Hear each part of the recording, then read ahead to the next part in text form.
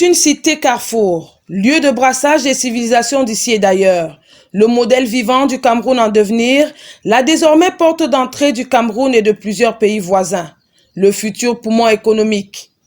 Kribi doit donc faciliter l'accélération économique et promouvoir la création d'emplois pour la jeunesse.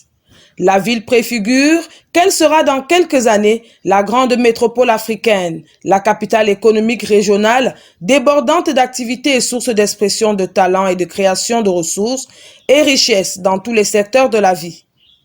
La vitesse avec laquelle Kribi se développe est remarquable, le flux de biens et de personnes significatif et croissant. Par ailleurs, l'opérationnalité des activités du port autonome de Kribi expose malheureusement la cité balnéaire à plusieurs maux et dérives, notamment la contrebande, le trafic de stupéfiants, celui d'espèces protégées et de contrefaçons diverses. Le mal est profond, dira-t-on. Pourtant, les charmes économiques qu'offre Kribi sont incontestables et inestimables. Son potentiel maritime, forestier et fluvial, ce qui justifie la décision de l'éclatement par la douane de l'ancien secteur du Sud en 2 unités de collecte et de surveillance depuis 2018.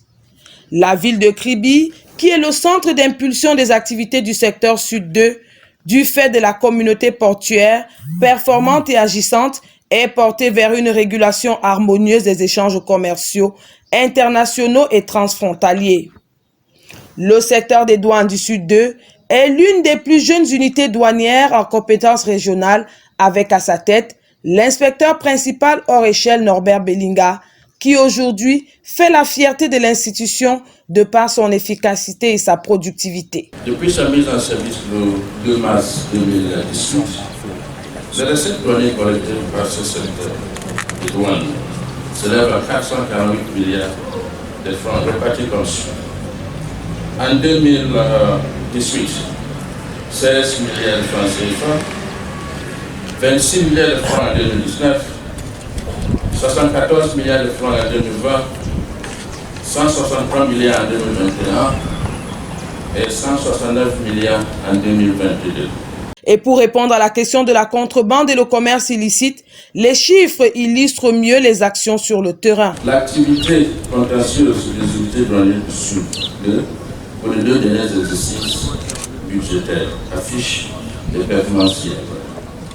L'année 2021, nombre d'affaires 743, les droits compris ouvrages évalués 295 253 725 francs CFA, les amendes d'1 milliard 610 millions 475 000. En 2022, l'année 2022, nombre d'affaires 648, les droits compromis 503 799 595 francs CFA et une amende, des amendes d'1 milliard 308 millions 168 371 francs CFA.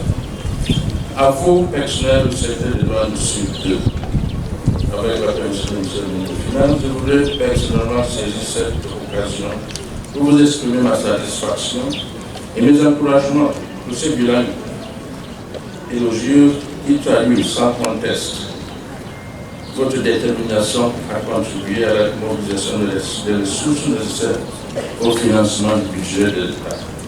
Des chiffres et un bilan qui constituent un réel motif de satisfaction pour le ministre des Finances. La douane, comme d'autres structures, doit contribuer à l'encaissement des ressources publiques pour faire face à la gestion des services publics.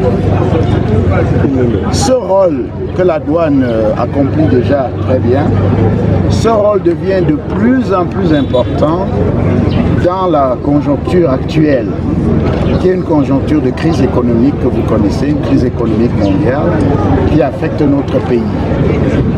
C'est pour ça que nous avons un rôle, nous avons des attentes, nous avons des exigences fortes vis-à-vis de la douane. Je l'ai dit dans mon propos, malgré la crise, la douane remplit ses obligations. Mais nous attendons encore plus. Et c'est d'ailleurs la raison pour laquelle, dans la loi de finances de cet exercice 2023, il est prévu des performances douanières qui soient supérieures à celles qu'on a connues en 2022. L'Organisation mondiale des douanes, pour son 70e anniversaire, a fait le choix de placer la Journée internationale de la douane sous le thème « Accompagner la nouvelle génération, promouvoir le partage des connaissances et renforcer la fierté de la profession douanière ».